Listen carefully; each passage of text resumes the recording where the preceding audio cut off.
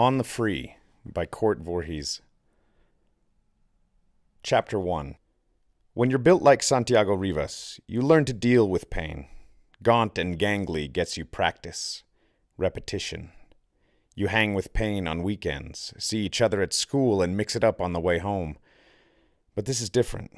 Not blinding like a pop to the nose or shocking like a kidney blow. Not even unexpected, like that one time at the McDonald's on Osuna, when that pendejo from Belen ambushed Santi with a Little League bat. Pain like that he's used to. Pain like that happens in an instant. But not this. This is a slow, building kind of pain, inevitable, like a thunderhead on the horizon. Santi stays barefoot in his tent for just 1 second more, just 1 minute longer. His sleeping bag and pad all stuffed and rolled and ready to go. He stares at his boots, a size too large, the tread worn smooth, the thin leather like cardboard compared to what everyone else is wearing. And now his heels, which look like someone went after them with a blowtorch. Open wounds, deep red beneath flaps of bloody skin, shredded from days of popped blisters. The wool socks fit. The tent doesn't leak. The sleeping bag is warm enough. And even though his air mattress has a hole, it's small. He only has to refill the pad once a night. Everything is fine except the boots. It could be worse, of course. It could always be worse. He could be back in juvie, lying on a 3-inch mattress, leaning against the wall, his legs straight, ankles crossed, his undamaged feet sheathed in Sandoval County-issued cotton tube socks. "Let's go, Santi. We need the oatmeal." "In my pack," he says. "Top pouch, Ziploc bag." Jerry unzips the tent door and sticks his head inside. A cool orange tint covers what little of his face isn't swallowed by a thick black beard. Did it sound like I was asking for directions? It did not. Santi ties the laces together, slings the boots over his shoulder, and emerges from the tent carrying his sleeping bag and mattress. "Good morning, Mary Sunshine. Why did you wake so soon?" Santi's tent mate sits next to the small campfire, drinking something hot from a mug. "You frightened off the little stars and scared away the moon." "Victor," Jerry says. "I'm just messing with him. Kid let the rest of us set up breakfast." "That's not the point. We've got to focus on treating one another with respect." "Santi-san can take it," Victor says. "He's hardcore, remember? So hardcore." Santi ignores him and continues past the fire to where his pack dangles from a length of nylon rope he'd tossed over a branch. 20 feet high or higher, Jerry had told them. Company policy, on the off chance that a bear happened by the camp in the middle of the night. Rico Salazar wanders up as Santi unties the knot. Rico, youngest of them, a wiry little punk, just barely 15. "Why do you let Victor talk to you that way?" Santi stares at him. The last thing he needs is a voice like this in his ear. Rico blinks. Blinks again. His whole face commits like it's eye-blink Tourette's. Even his cheeks get involved. "What does it matter?" Santi finally says. More blinking. The little dude is stumped. "It matters." Santi lowers his backpack, which hits the ground with a satisfying thud. "Here." He hands Rico the big Ziploc of instant oatmeal pouches. "Jerry wanted this." "Are you eating?" "I'm eating. The hell is it to you?" "You should put your shoes on," Rico says, nodding at Santi's feet. "You could step on something." He watches Rico bound across the campground, short and spindly and full of shit. It's starting to come back to him, with every breath of mountain air that passes through his lungs, every piece of dirt that crunches between his teeth at mealtime. As though Santi's been given a week's pass to his former life. Just glimpses, but they're becoming more frequent and more detailed each time. Maybe when the trip is over, he'll even remember who he was before the move to his Uncle Ray's. He takes a deep breath and tries to clear his head, another to slow his pulse. The air is so thin up here that his heart is racing from the simple effort of lowering his backpack. They're higher than 10,000 feet this morning, day 3 of the week-long hike through southern Colorado's Weminuche Wilderness. "Weminuche," Rico whispered to Santi at orientation. "Like screw the pooch." They've basically done nothing but climb since they left the trailhead, and the elevation profile of the hike looks like the outline of a mountain itself. Starting at 7,000 feet, then 3 days of a jagged rise to Bonfire Pass at almost 12,000, followed by an equally jagged 3-day descent to the wilderness exit at 8,000. Hiking uphill is bad enough, the blisters grinding against the back of his boots with every step, but at least uphill he can try to walk flat-footed. Santi knows downhill will be worse. There's no way he can avoid his heel hitting the ground, his body weight scraping it against the ruthless leather. His feet aren't even the only problem. His lower back, just above his waist, feels like someone took a sledgehammer to it. His own fault, because he's probably carrying food for half the group, but he'd wanted it that way. Every time Jerry asked for a volunteer, Santi raised his hand. Yes, I can take the oatmeal. Yes, I can take the Bisquick. I've got the rice. It's heavy, I know. I got it. Once you've known what it's like to be hungry, you don't let food out of your sight unless you have to. Oh my God, Santi, what happened to your feet? The concern belongs to Amelia something, the assistant leader, a volunteer from somewhere in Texas. Houston? He should know by now. But soon he'll be back in Albuquerque and she'll go back to Houston or Dallas or wherever.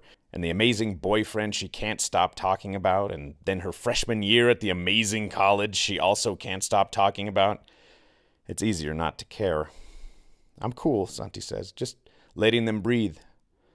I got certified in first aid last week, she says. My skills are fresh. She orders him to stay where he is, her arm outstretched like a traffic cop. Then she turns around, springing to her backpack in a supple-looking pair of new hiking boots. Santi follows her, barefoot, tiptoeing as he avoids the minefield of pointed rocks. He'd rather do it himself, but he doesn't even have a Band-Aid, much less a first aid kit. Amelia sits on the ground and gestures for him to take a seat on the log in front of her. The only other girl on the trip is Celeste, a 16-year-old from Colorado Springs whose only goal seems to be winning the Who's the Most Messed Up competition. In all, they're a fearsome foursome of theft, Santi, rebelliousness, Rico, emotional distress, Celeste, and, as far as Santi can tell, being a gigantic asshole, Victor. Entrusted into the care of the Bear Canyon Wilderness Therapy Program under the all-star leadership team of Jerry and Amelia. That's just nasty, Celeste says now, faking a gag. Amelia scissors a large donut out of a thick piece of moleskin. You should have asked for better boots. Budget cuts, I guess, Santi says. It's because your pack is so heavy, Amelia says. You don't have to impress anyone. That's not why, Santi says. Besides, there's nobody here to impress. That's a little harsh. Santi grins. Amelia is slight, with brown, shoulder-length hair and a set of wide green eyes that take up more of her face than they should. But she's cute enough, and cuter every day they spend in the wilderness. Are you saying you think there's a future for us? Victor laughs from across the campfire. Dudes like Victor. Rich kids playing badass, full of swagger right up into the moment of impact. Santi closes his eyes for a moment and lets the scene unfold. His fist will work just fine, or maybe a fallen branch, or that rock, just a foot away, which could obliterate Victor's nose in an instant. But there are things you can't unsee, Santi knows, and the tweaker next to him in his holding cell at County, pulling a little baggie of meth out of his ass and snorting it on the bench, that's one of those things. So Santi does not pick up that rock. This time will be different. The straight and narrow. No more fighting. No more lifting cars. He'll make it to the end of the trip, only 4 days away, and the felony larceny charge will be dropped, and he'll spend the 2 years until his 18th birthday as a choir boy. Then, once his juvie record is expunged, he can start fresh. Good as new, Amelia says. Well, maybe not as new. White athletic tape now covers the moleskin over Santi's heels. If he's lucky, it will last until the evening, at which point he'll have to wander barefoot across Amelia's line of sight again. Thick smoke from the morning campfire drifts his way, and his face broadens into a smile when he remembers his dad's old nickname for him, Smoke Magnet.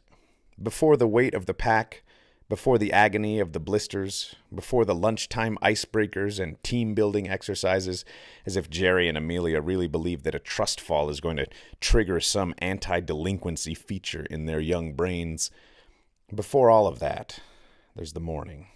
The sun creeping over the ridge, showering warmth on the valley below, the breeze, and the birds, too many to count, tweeting and singing, and completely unaware that Santi's day is about to go to shit.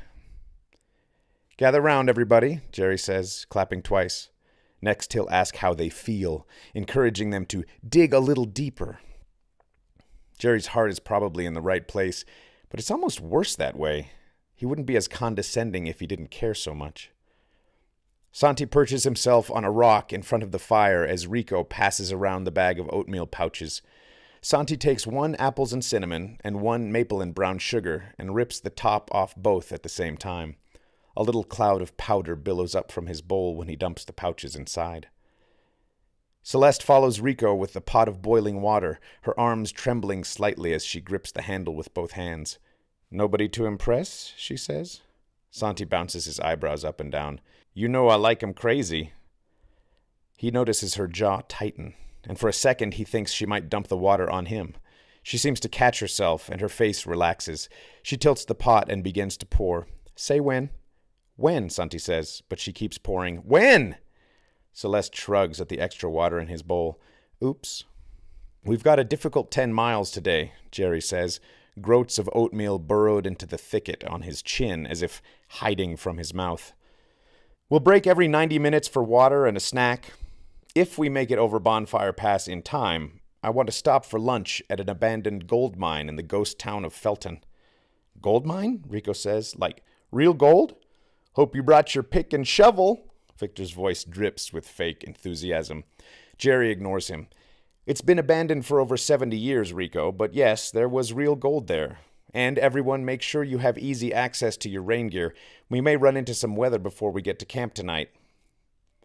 While the rest of them finish eating, Jerry pulls Santi aside and whispers, "If you lag again today, we're going to have to redistribute the food." "It's not the food. My feet are—" "I'm just saying, if we need to make it easier for you, we can do that."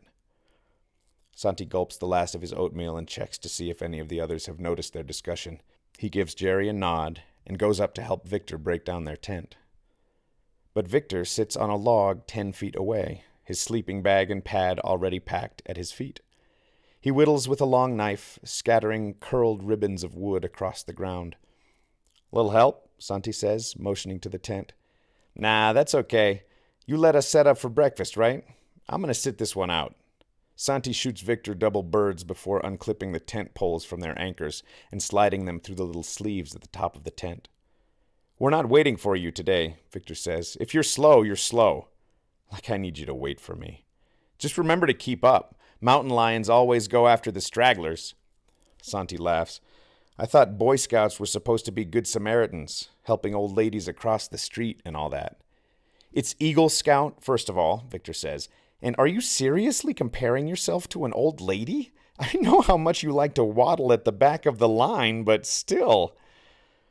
Santi says nothing, trying to mask how close Victor is to the truth. Santi is not meant for the front of the line, on the trail or off it, never has been. It's how he found himself in this position in the first place. Victor just keeps talking, though his eyes never move up from the spike as he whittles. Cut, cut, cut. "You've had a hard life. We know. So sad. But stop blaming people. Jesus." Santi turns back to the tent, closing his eyes and concentrating on the cold aluminum in his hands. Collapse the pole, pull the section apart, fold it, pull another section. Pretend Victor isn't using what Santi said in his group sharing session against him. "I got to admit, I didn't know real people used the term broken family.